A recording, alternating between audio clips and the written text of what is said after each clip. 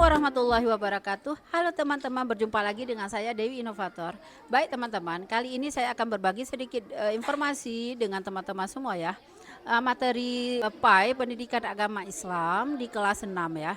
Kali ini kami membahas tentang hidup rukun dan toleransi ya. Saya berkreasi ya dengan siswa-siswa saya.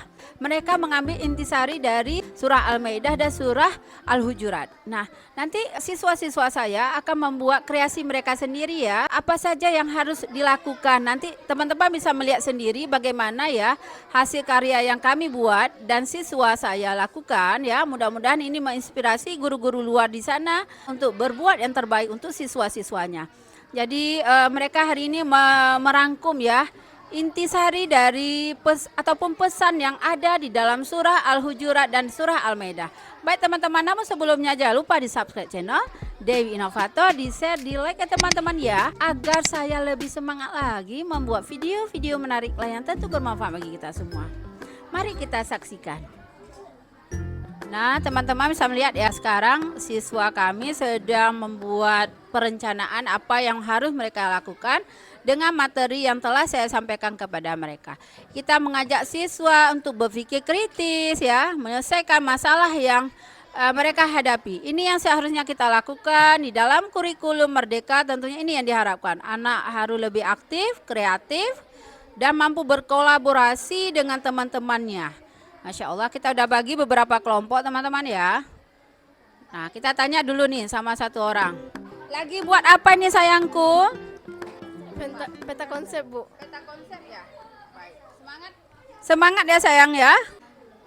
Nah mereka sudah dibagikan oleh ketua kelompok. Setiap siswa memiliki kreativitasnya sendiri. Biarlah mereka berkolaborasi di sini teman-teman. Nah Masya Allah.